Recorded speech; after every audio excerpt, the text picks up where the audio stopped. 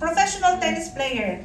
Sabi niya, I used to think that losing made you hungrier and determined. But after my success at the Olympics and the US Open, I realized that winning is the biggest motivation. So for her, naibaga ang kanyang pananaw. Nung hindi pa siya nananalo, sa kanya, parang sige, hanggat makuha ko ang tagumpay, determination. Pero noong nakuha na niya ang panalo, gusto pa niya ng more. No? It's become motivation to win again and again sa kanyang paglalaro. And one actor is Malcolm Getz. I'm not sure if you are familiar with him. He says, I've certainly had periods when I felt like life was winning, and I was losing. So I think everybody can relate to that quandary, dilemma, the temptation to give in, to give up, and what that it takes to keep going. So kung makikita niyo yung kanyang quote, meron pang feeling ng depression or anxiety. Kasi sabi niya, feeling ko minsan nananalo ang buhay kesa sa akin. Parang lagi akong natatalo ako. And ang sinabi pa niya, alam ko, nauunawaan niyo ako. Meron din kayong dilema na minsan, bakit ang hirap ng buhay? Parang talo ako ngayong araw na to. So, that is what do you call this one? Ang meaning ng winner sa mga hindi mananampalataya. Pero is winning important to the believers? Is winning important to the believer? Amen. Amen. Amen. Pero may dalawang klase ng winning. Winning in life is different from winning at life. Ngayon, nag-iisip sila, ano kayong pagkakaiba namin? In life sa kaanan. When you say you want to win in life, temporary yan. I want to be a manager. I want to be up in position. I feel that if I win in the debate, I win in my life. Meron kang natamo na panandalian. Win in life sa buhay na ito. Pero when you win at life, take note, Jesus win at life. At your present life now, are you winning? Amen. I'm not talking about career-wise. I'm not talking about financial-wise. Relationship. Winning at life is different from winning in life because winning at life is eternal. Amen. Ito ang makikita mo na madadala mo sa susunod na buhay. Tayo ay panalo. And sabi po dito sa, ang laki, nakita niyo po ba? Yeah. Ano yan dapat? Pero dahil nga po dito, nag-read siya. So I'm just giving an illustration. This line is your birth. And nakita niyo po, merong nakahiga. Parang nakahiga siya, pero nakahiga po siya. At merong part dito na cross si Jesus Christ, cross about Jesus, ano? So, sabi po sa Ephesians 2:1, you are dead with your trespasses and sin. Panturo Yeah.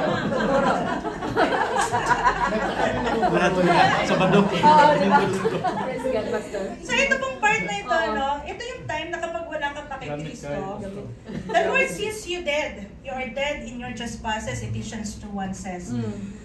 So if you are dead in your trespasses, yung hinihintay mo lang ay ang iyong susunod na, ay yung kamatayan mo in physical. And when you die in physical, meron kang pupuntahan. Buti na lang katakong ako na nakaabot ko. So, there is a judgment and called it white throne judgment.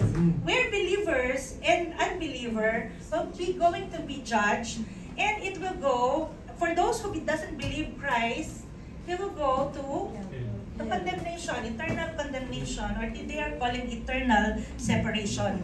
So ngayon, the Lord has given us the, sabi nga sa Ephesians, sa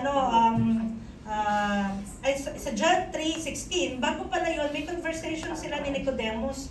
How will I go? You must be born again.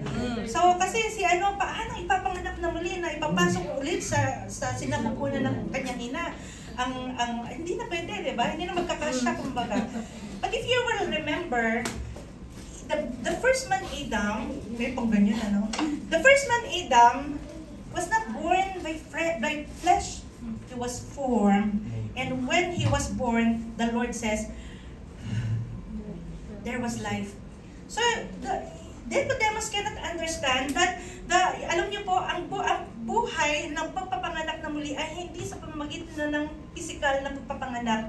But when Adam, the first man, was born, it's the breath of God. You know, the breath of life, and that spirit was joined together. They have this intimacy or signal or connection with each other na kung paano siyang nabuhay. And Nicodemus cannot understand that. And following that, in John 3:16, that conversation, God says, "For God so loved the world that He gave His only begotten Son, that whoever believes in Him will not perish or shall not perish, but have an everlasting life."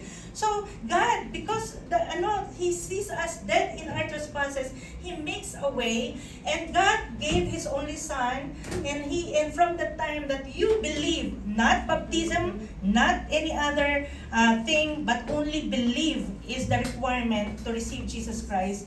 And that is the time that we are, sabi dito, justified, napawalang sala sa lahat ng ating mga kasalanan.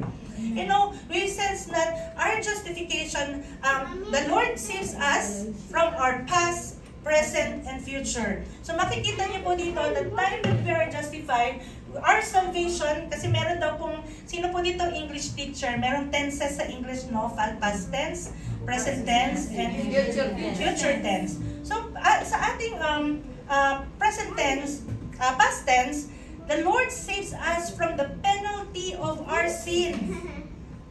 There should be a separation, eternal or ultimate separation if we will not receive Jesus Christ. If Jesus Christ didn't come, there will be a great ultimate separation, and that is death through hell. Wala na talagang pag-asa. But sabi nga, habang may buhay, may pag-asa. And the Lord gave His only Son, and that's the time, no, become our foundation is Christ. In everything that we do, our foundation is Christ. So, sa justification, that is why sanctification is not hard. No? Sabi nila, ang hirap namang maging Kristiyano, ang hirap lumakad sa katuwiran. Yun lang naman ang hihiningi sa atin ng Panginoon, lumakad sa katuwiran. Hindi siya mahirap kung titingnan natin if we will think about that Christ is our foundation. His grace ang ating pundasyon. So in our sanctification, the first sanctification, it's only the works of God. He set us apart, He made us holy, so that we have the, pamantayan ng pagiging banal. It is the Lord has separated us. So, during our life, hanggang dito, it's partnership of the grace of the Lord, the power of God in us. We have to do it. Kailangan nating makipag-partner sa Panginoon in our sanctification. And in sanctification, it is a salvation from the power of sin. Sin have no power against us. But when the Lord forgive us, it's like He brought us, returned us like Adam in the Garden of Eden. He made us free to choose whether you will obey God or you will disobey God. Everything is provided in the Garden of Eden like Adam. When God gave His life and we received Christ as our Savior, He provided everything. Sodso, I know you're familiar with Sodso. In health, in healing, in provisions, up to eternal, it is provided. So, it's like He returned us from the Garden of Eden, that everything is provided. He gives us free will. So in our sanctification, God has given us the salvation from the power of sin. Hindi na, huwag niyo pong sinisisi ang kasalanan. Wala na siyang, hindi na niya tayo kayang hawakan. Pero Pastora, paano po nagkakasala pa tayo? Ayan ang tanong, paano yon? We are saved from the power of sin, pero tayo po ay sakop pa ng consequence ng ating mga kasalanan. Pumatay ka, makukulong ka. Magnakaw ka, mapupunta ka sa dapat mong kalagyan. So, ibig sabihin, the consequence of sin, we are not excused. But from the power of sin, hindi na ito makapag-separate sa atin sa Panginoon. It will not bring us or question our salvation, but our salvation is true and is complete from the time pa lang na tinanggap natin ng Panginoon on the other justification. So, pero ngayon, itong sanctification na process, ito yung partnership sa Lord na kung saan pupunta tayo sa gawin doon, our transcendent there or our greater there. Now, ang mga Kristiyano, who is, the foundation is Christ, hinihintay na lang natin ang muling pagbabalik ni Kristo. Haharap tayo sa white throne of judgment, at dyan sasabihin, you will go here, or you will go to, yung mga believers ko pupunta sa next judgment. There is a Bema judgment, or the judgment seat of Christ, kung saan ang ating judge ay si Yesu Cristo, at dyan na yung giving ng reward, no, and the crown and throne. Kung maalala niyo, binasa natin kanina, hahayaan niya ang magtatagumpay daw who overcomes, ay bibigyan niya ng karapatang maupo katabi niya, kung saan siya ay, tayo daw ay, kung saan siya daw ay nakaupo katabi ng kanyang ama. So magkakatabi na tayo niya, di ba? Imagine niyo ba? So meron tayong, ito yung pinaka-greater there. Huwag natin na abutin lang na magpupunta tayo sa langit. Kailangan maabot din natin yung greater there, yung mga rewards. Kasi ang lungkot naman yung isa, may mga crowns. Tapos ikaw naglalakad, nasa langit ka nga, wala kang ka-crown, ano? Sa langit, 24 hours ang worship, ang praise and worship. And the elders is, they're worshiping and giving their crowns. Their rewards. Yun yung offering mo sa Panginoon, they're your reward. And that reward, later on, mababasa natin, that is, makukuha yan during the time that we are still walking here on earth and in our sanctification. So in glorification, kapag tayo po ay namatay, this is the salvation from the presence of sin. Wala na po tayong kasalanan. That is why our salvation from sin, from the power of sin, or pagpapatawad ng Panginoon, His redemption, for He forgive us from the past, from the present, and for the future. There will be no presence of sin anymore. So yun po yung ating figure, So what is the real, meron pa akong isa. Yan. So this is illustration of there, here, path. Yung kanina pinag-uusapan natin na Bema, seat of Christ, is the greater there, the transcendent there. But we're here, the reality of here, we're here, and as we walk, meron tayong mga pinagdadaanan. At marami pa po tayong iba pa, meron pa tayong ibang mga there, many there's in life. Ano ang yung mga there's in life? Gusto nyong goal. When you say there, what is your goal in life? Kasi merong higit na goal, the greater goal in life. So, as we walk, papunta dun sa greater goal in life, meron yan, sapat natin, nandyan yung mga emosyon natin, mga decision natin sa buhay, pit of despair. Minsan, first there pa lang natin, hindi na natin nakukuha. Halimbawa, ang mission and vision natin, kanina, sa Dubai po kasi, hindi namin ginamit ang forcefully, but we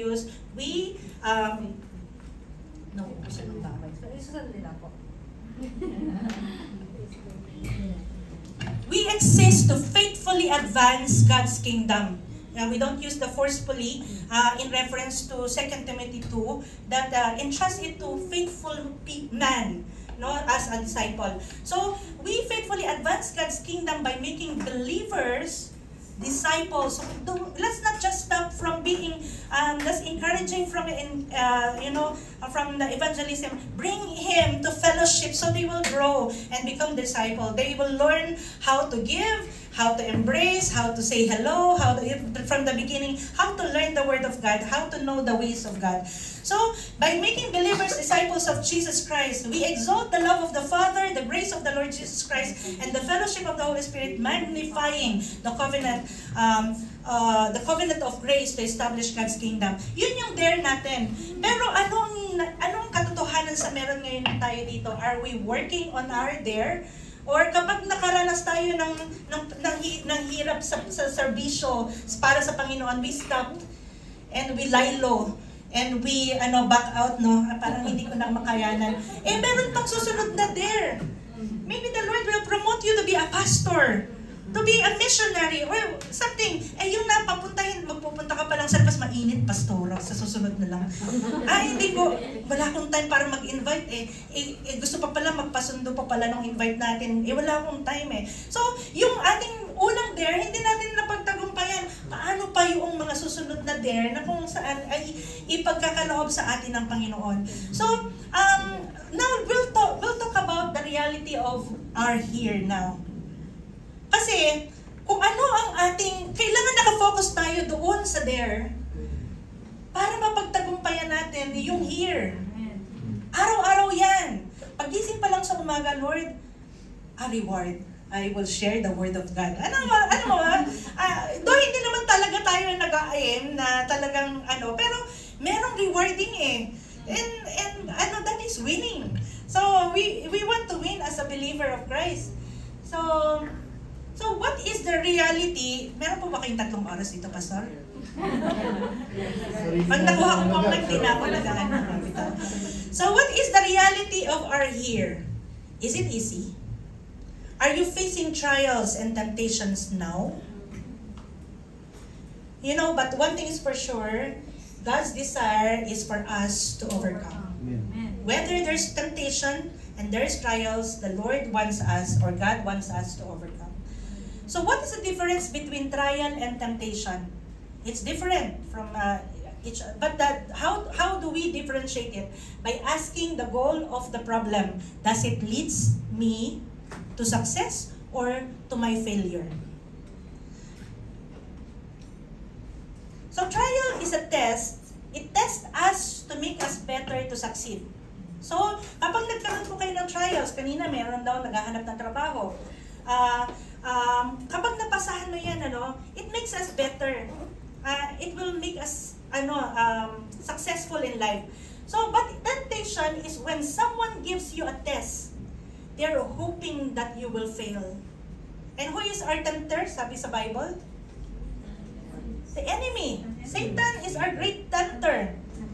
When he gives a test, he wants us to be seen, fail, or failure. So, but God never tests us hoping that we will fail, but He rather wants to see us succeed. So, He's not giving any temptation, but the enemy, the tempter. There's only one job description that has that job description, and that is Satan, tempter. In James 1:14-15, 14 muna pala, later yung 15. But each one is tempted when he is drawn away by his own desires and enticed. Paano daw po natitempt? When he drawn away, nadala siya ng kanyang desire. Because temptation can be a trial also. So, but when the Lord allows you to be tempted, He doesn't want you to fail. He wants you to be victorious in that temptation. When you give in to that desire, yan na ang kasalanan. So, trial, example, I may lose my job. Si ate po, nawala ng trabaho, di po ba? But temptation is when you considering stealing to pay the bills. You want to do something that is not of the Lord, for the Lord, just to, kailangan ko makabayad ng bahay, so kailangan ko gawin ng ganitong hindi magagandang bagay. So that is temptation when you enter to that act. And what else? When someone betrayed you in a relationship or in marriage, anong temptation? When you consider to do the same to revenge. Alam niyo po? So, the trial and temptation is different from each other. Ngayon, sabi po sa, in times of trial, sabi po sa James 1-2, consider it all joy, my brothers and sisters, when you encounter various trials, iba-iba, hindi pare-pareho, magkakaiba, knowing that the testing of your faith, so meaning various trials is testing of your faith, produces endurance. Magtitibay ka, pagtitibayin ka nito. Yung pong trials, pagtitibayin ka nito, hindi ka ilulugmok nito. So, it is testing of your faith. Ano na ang ginagamit mo ngayon? Ang flesh na pananampalataya o spiritual na pananampalataya? And let endurance, perseverance, pagtitibay, have its perfect result so that you may be perfect and complete, lacking in nothing. So ibig sabihin, the reason why you are in various trials, meron nga tayong mga kapatid, no? Nung isang linggo, itong problema ko na-solve, meron na namang isa, tapos meron na namang isa. Iba-iba ang trials nila, pero hindi sila sumusuko sa Panginoon, sa pananampalataya sa Panginoon, because they know that the testing of their faith will produces, may bunga daw po ito, ikaw ay tatatag. Na sa anumang susunod na mas malaking kalamidad ng buhay, hindi ka na matitinag. So, merong benepisyo ang trials. At dapat daw po ang ating reaksyon, tayo daw po ay nagsasaya. May problema na naman ako ngayon. Sino kayo makakapagsabi ng gano'n? May problema na naman ako ngayon. Pero katotohanan, lugmok na lugmok ko sa isang tabi. So, umiiyak na, no? So, dapat daw masaya kapag mayroong problema. So, isa pa, sabi niya, nandiyan na po ba? Blessed is a man who perseveres under trial. For one, he has been approved. So, sinong nag-approve? Yung si Christ mismo. Kasi siya ang nagbigay ng buhay sa atin. Siya ang nagbigay ng lahat sa atin. Siya ang namatay sa cross ng Kalbaryo para sa atin. He redeemed us. He purchased us, ano? And sabi niya, sino nag-approve? Once he has been approved during the time of trial, he will receive the crown of life which the Lord has promised to those who loved Him.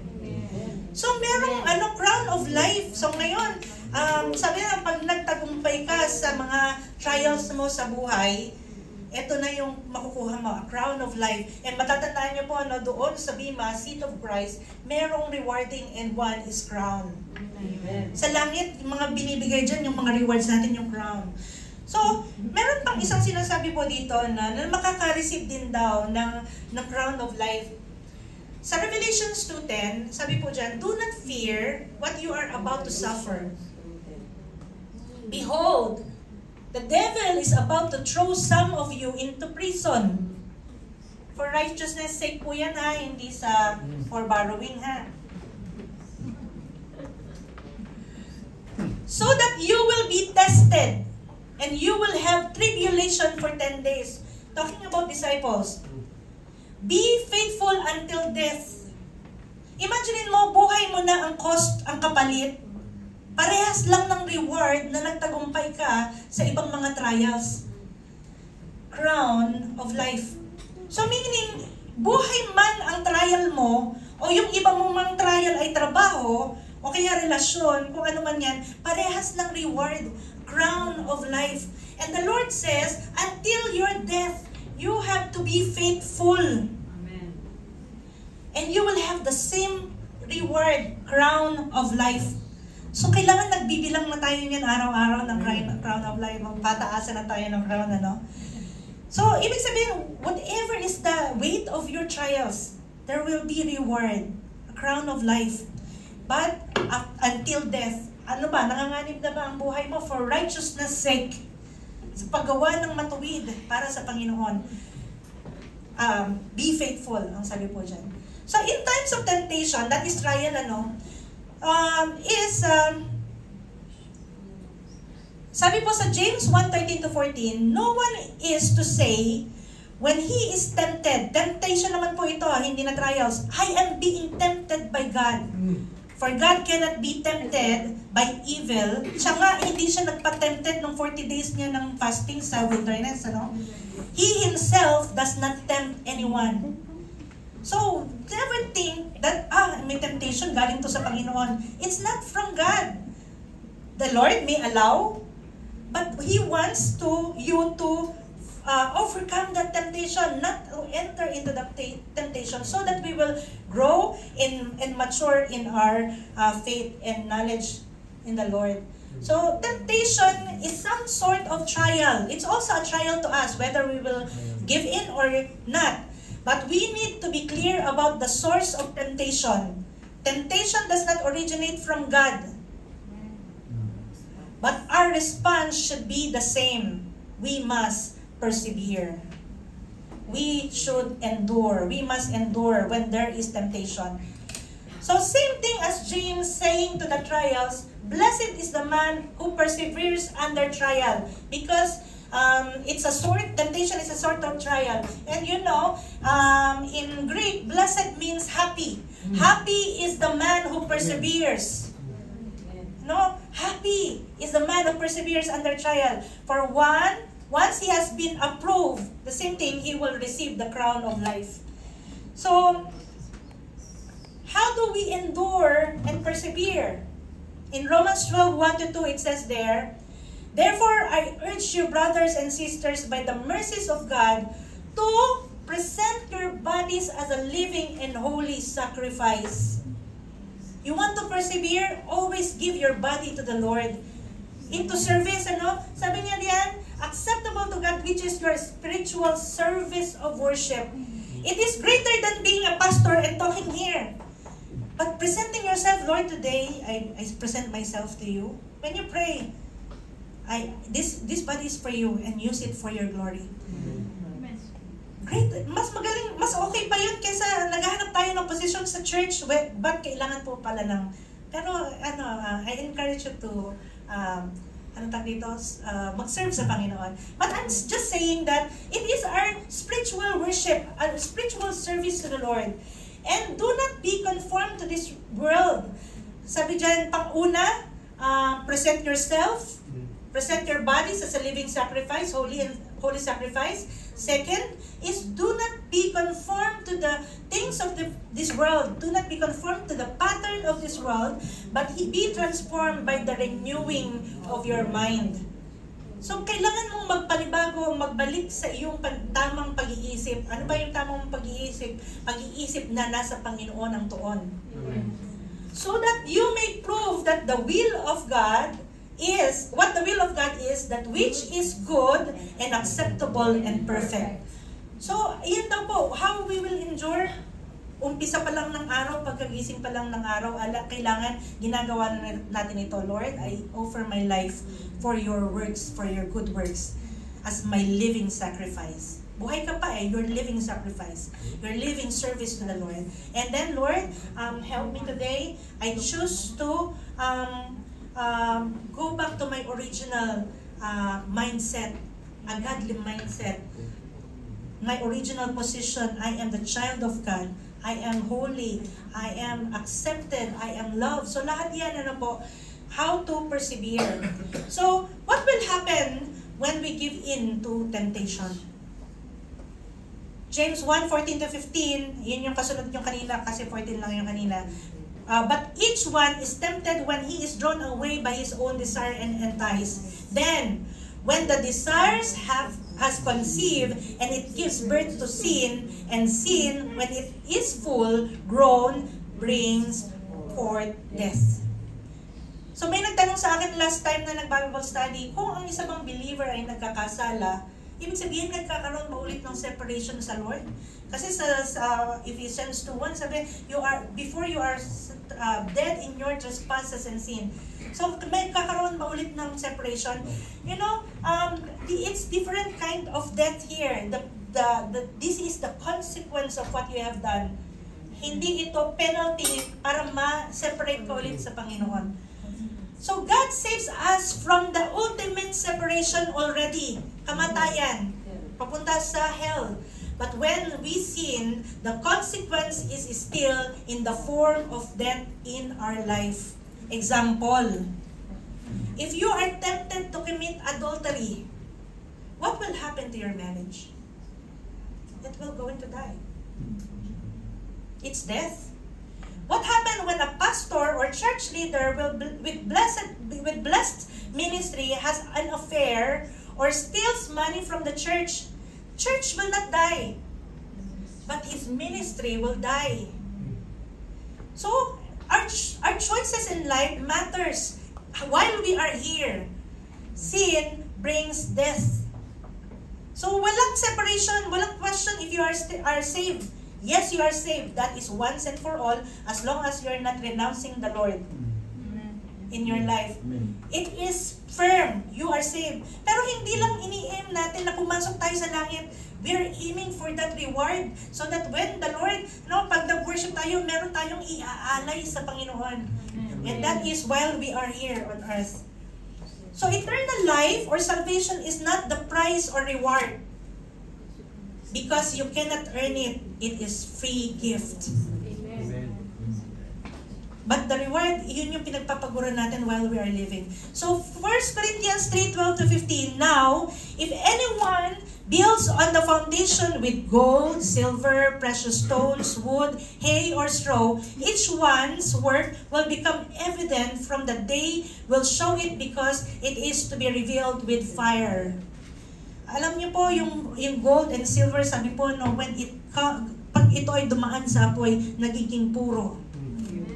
So, during the time, yung ating buhay ngayon, pag dumaan tayo sa trials, nandiyan ang pagsasala hanggang tayo ay maging puro. So, dadarang talaga tayo sa apoy. We have to persevere. And the fire itself will test the quality of each one's work.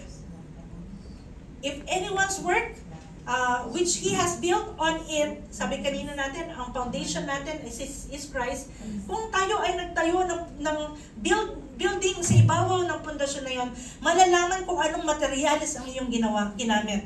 Whether it is strong materials or yung straw or yung haze na nasusunog, nawawalan ng kabuluhan. He will, sabi niya dyan, if anyone's work which he has built on it remains, he will receive a reward. If anyone's work is burned up, he will suffer loss, but he himself will be saved. So, question dito, will be saved. Question, nawawalan ba ako ng salvation? Again, there is 3 tenses of salvation, and will be saved here is the glorification. You will be saved. Okay? You will be saved. Kasi yung tenses, iba-iba yun ang gamit. So the saved here is not about your justification, your salvation, but it is glorification. But sabi niya, but he himself will be saved, yet only so as through fire. So kailangan daw dadaan yan sa apoy, sa pamamagitan ng apoy.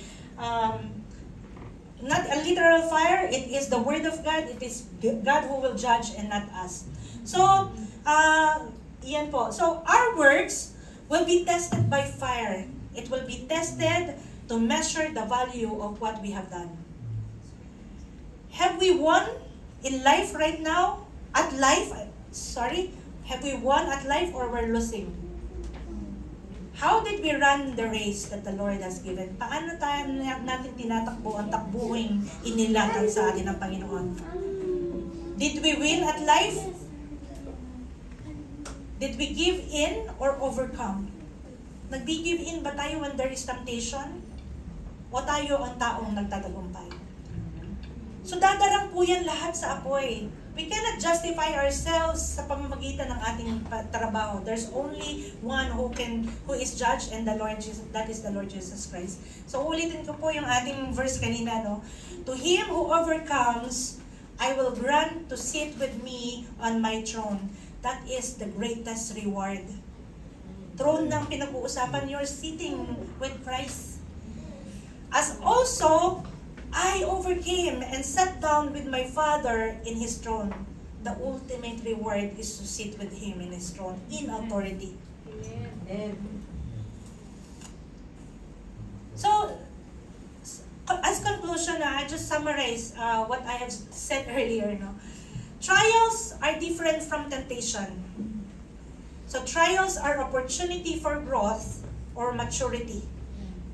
It is our opportunity. So don't give up. Don't lose hope. Don't give your life sa wawakasan mo na ang iyong buhay. There's always hope.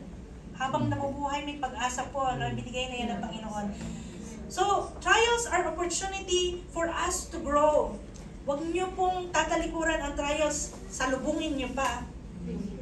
Trials are not pleasant but necessary. Amen. And rewards is greater than pain during trials. After trials, our reward is greater. Remember, na kapag dumadaan na, pag ano lang to, trial lang to, kayang-kaya to ng Panginoon sa buhay ko. Amen. Rejoice in trials. Do not fear, ang sabi kanina. When you face trials, various trials, offer ourselves to the Lord. Amen. Be your transcendent there or greater there, the motivation of your here to endure and to win at life. When you wake up, Lord, I know that I will go there, but I want reward so that I will have something to offer. Use me today. Amen. So whether you are in trials, rejoice in the Lord. And kailangan, alam mo, magtatagumpay ka sa buhay na meron ka kung nakatanaw ka, hindi sa salvation time, sa glorification, pero doon sa greater there, your final, ultimate destination in authority sitting with Christ in His throne. Hallelujah. Let's just praise the Lord and give the Lord the glory. I pray na marami po tayong natutunan today. Wala naman palang bago, no? Let's just close in prayer. Father God in heaven, we thank you, Lord God, for the word that you have given to us. Ako po mismo, Panginoon, ay papalakas ng iyong mga salita as you are using me, Lord, to share this word na sa panahon ng aking mga trials and sa panahon na may temptation, Lord, only your word ang aking pong matatakbuhan, ng iyong mga pangako, ang iyong mga salita, Panginoon, at ang iyong kapangyarihan, the Holy Spirit that you have given, Panginoon, that our Lord, our God, the Holy Spirit who lives in us and who always with us and who always praying, Lord, for us, Lord. Siya yung namamagitan para sa amin, Panginoon, upang magtagumpay. Lord, pinagkakatiwala po namin minsan pa ang aming mga buhay sa iyo, Panginoon. Araw-araw, ang bawat meron kami, Panginoon, ay galing sa iyo. Kaya ikaw lang din naman ang may kakayanang kumuha nito, but when you give remove it from our life, Lord, alam namin, Panginoon, na meron kang mas mahigit na magandang bagay na ipapalit dito, Panginoon. Panginoon, wala kang binabawi sa amin. Pagkus, yung mga pangako mo ay mas malaki pa sa desire ng aming mga puso. And if we love our life, you love our life more. Kaya nga po ibinigay mo ang iyong bugtong ng anak para sa amin, Panginoon, upang maunawaan namin na hindi pamantayan ng buhay ay ang success sa mundong ito. He doesn't want us to win in this life, but to win at this life, O Lord. Like Jesus Christ, who says, "It is finished," the victory is won.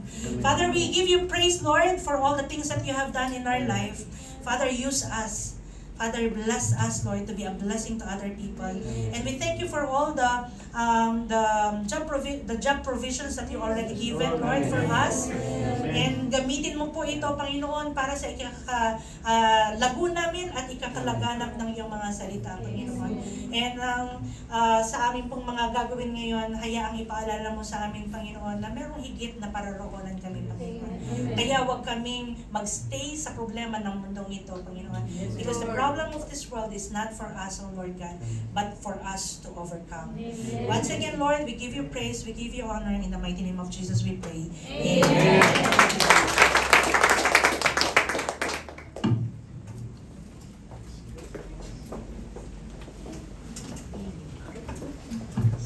Praise God. Napaka-bless natin ngayon na nag-remind tayo ni Lord na meron tayong reward. So we proceed to giving, another form of worshiping the Lord.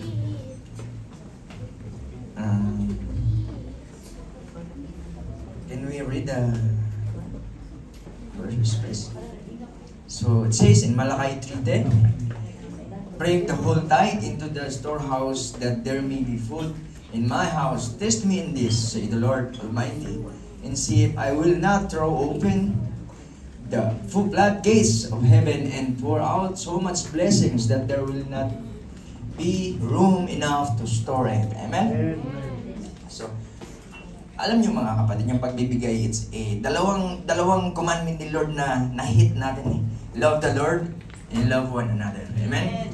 Because our strength also be a blessing sa ating mga kapwa.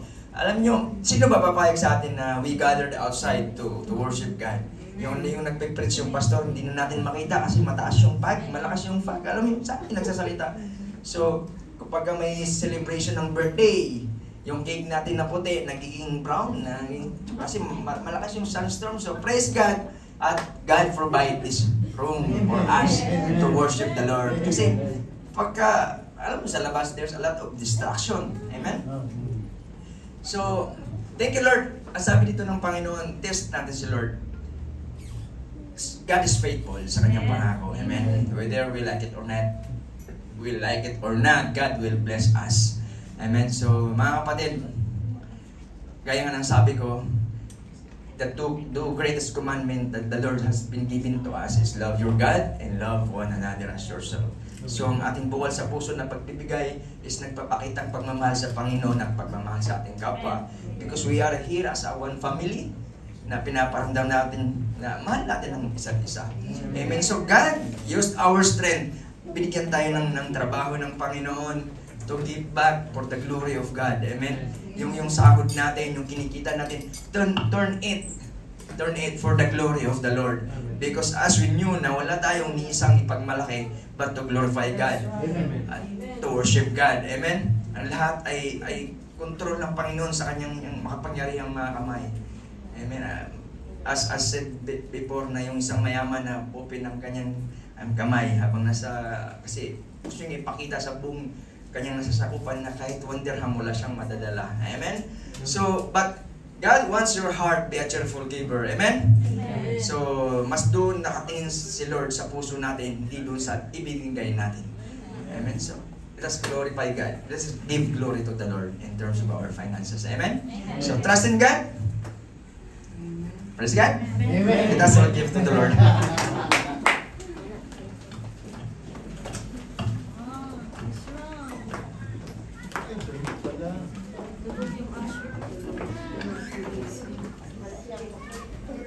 Hallelujah. So let us all stand up. Let's pray for the offering. Panginoon, maraming salamat po, Lord. We are blessed, Panginoon, today. And you still used us for your glory. And as aside from sa tools na ito, Panginoon, na ibinigay namin sa iyo today, but help us, Lord, sa aming buhay, our own self, to be holy as a living sacrifice in your Panginoon. And do the will of the Father sa aming buhay, Lord. And alam namin, Lord, na without faith, we cannot please you, Lord.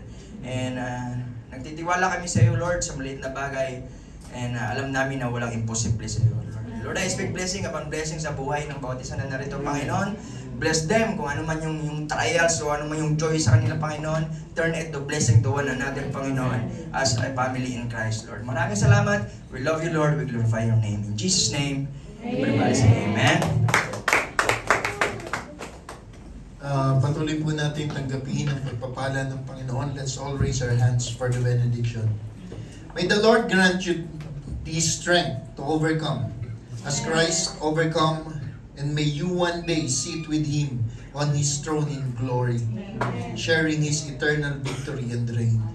May you walk faithfully, empowered by His grace, and persevere through very trial, knowing that His reward awaits those who endure. As you seek Him daily, may your heart be filled with the hope of eternal life and fellowship promised to the victorious. And all the saints says, Amen!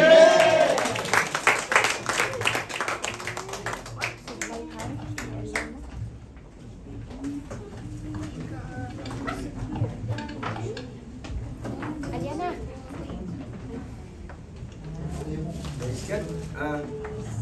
Let's sing again. I give glory to the Lord.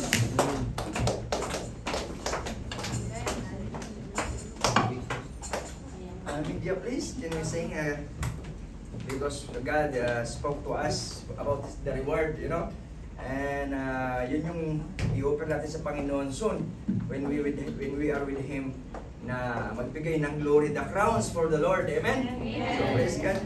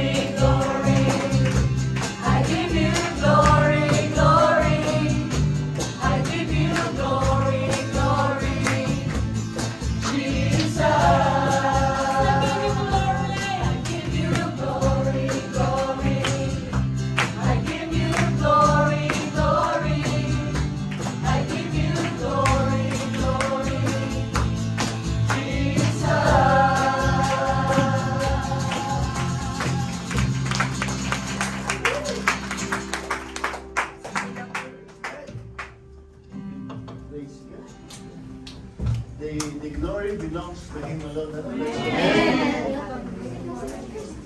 Muna kayo mga kapatid.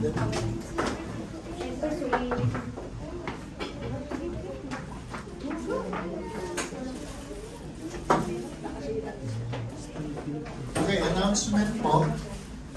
On October 1, I think it's Tuesday, 7 p.m., ang service natin will be held doon sa Mercado, doon sa paggaganapan ng anniversary natin, para sabay na rin ng dry run ulit kung makita natin ang set-up, kung ano ang gagawin natin doon. Pakita natin yung mga maliliit na detalye na kailangan natin maitama before the celebration of 9th anniversary. Sa 14th floor, you are encouraged, strongly encouraged to invite your friends, relatives, and enemies. Isama nyo na, para magkaroon ng peace sa buhay nila, sa buhay din natin. Kasi tayo man ay naaway din tayo. And anyway, doon tayo sa dare. Ano yung pag titigil lang tayo? Dahil may nangaway sa atin, hindi ah. That's not the focus. Pag may umaway sa atin, pray for them and bless them. Amen. Mabutis nagkakaintindihan tayo sa part na yan. What's next? Water baptism tomorrow. Those, kung gusto nyo matulog dito, bukas po, ang sunduan natin will start at 5 a.m. kasi pag masyado ng tanghali, mainit. Hindi naman tayo pwedeng masyadong maaga kasi ang bukas ng beach is 7 a.m. So, kung gusto nyo magpasundo, kasi kung on the way man ng bahay nyo, okay naman. Pero kung gusto nyo rin po mag-stay dahil maaga naman, masyado ang 5 o'clock, yung malalayo ba? Wala naman tayong kalayuan na yung believe. Pwede mo po kayo mag-stay. Praise God. Sa Udayrat pala, hindi ko nakalimutan. Baka magpunta tayo sa Sadiyat. Doon tayo sa Udayrat, doon tayo sa Cornish. Alala mo sa Cornish? Pinatigil kami ng security kami magkakasama. Pastor, Juana, bawal daw. Prophet Muhammad. May ano pa man kami maliit. May lyrics pa naman kami dala na nakasulat sa papel. Bawal ang gitara. Todo puti pa kami ng t-shirt. Bawal pala. Hindi naman, kami security. Sayang yung entrance ko. Praise be to God. Amen. Ay, touch nyo. Okay. So, huwag tayo dun sa Cornish. Tayo sa Udayrat. Hindi tayo napapagwawala doon. Glory to God. What else? Join the music ministry. Those who want to be used, yung talent nyo ba? If you have the enthusiasm na sumali sa worship team, just approach us. Siyempre, alam naman natin that you should undergo discipleship and joining in the ministry. So again, if you want to join music ministry, approach us. Pag-usapan natin kung paano equipment. And kita nyo naman sila. Dumadami na sila. Praise the Lord. O yung hindi, yung ayaw sa music ministry, meron kang booking. Hindi ako pang music ministry. Bakit kang booking ka? Taking ministry, actually cooking for Christ, it's one form of serving the Lord. Taste and see the Lord is good. Pero ganun dito sa sample. Sige. Ngayong summer, grabe talaga ang effort pag nagluto ka dyan. Kasama ang sauna yan, sabay. Habang nagluluto ka, napakainit. But if you are doing it for the Lord, kita mo naman ang appreciation, napakasarap naman ang mga luto ninyo. So, if you want to volunteer, Pastor, kami naman sa next Saturday, kami naman sa Tuesday. Kasi ang hirap naman na I volunteer you. Yan. Volunteer me. Volunteer Pastor. Hindi ko ba? So, if you want to join, or kung gusto nyo magpa-schedule, if really the God or the Holy Spirit is touching your heart, pa-schedule lang po kayo. Amen? Transport ministry. Hindi naman sa malaki, but we are facing really a challenge when it comes to transport ministry. We used to have 7 cars dito sa, kasi binibilangan namin yung Nadjana yan noon. Grabe ang sasakyan ng Budabi noon. Marami, really, we are blessed with drivers na may lisensya, which has their own car. Suddenly, we're down to 1. So, gusto mag-pray tayo for more minister na dadalhin sa kasi maraming salamat sa buhay ni Sister Emma, glory to God sa kanyang pagpapagal. So, if you have car, airplane, tram, may tram na tayo, di ba? Actually, may bus stop dyan. Anong number dyan? 5 and 7. 5 and 7. Kung kaya nyo mag-bus, bus man kayo. Kaya lang, kung wala naman kayo sasakyan sa lugar, may papunta rito, wala din naman. Hingin na lang kayo ng sasakyan kay Lord. What else? Okay. Na may driver din. Sabayan nyo na. Praise and worship service every Tuesday 7 p.m. and every Saturday 6 p.m. Kung napapansin nyo, hindi na tayo masyadong nagla-live ngayon because of what had happened doon sa ibang churches na, anong pangalan ng lugar na yun, na pinuntahan kasi sila doon. Electra? Because of nag-live sila sa Facebook. Actually, this gathering is not yet tolerated kasi ang dapat kasi nandun tayo sa kanisa eh. Ano, kaya lang kahit magpa-schedule ka ngayon, isang taon kang pipila bago may mabakante na lugar. And they were asking for a lot of permits, which we don't have naman din talaga dito sa UAE. But our preaching is always uploaded. So follow us, subscribe, hit the like button, press the bell also para lagi kayong updated.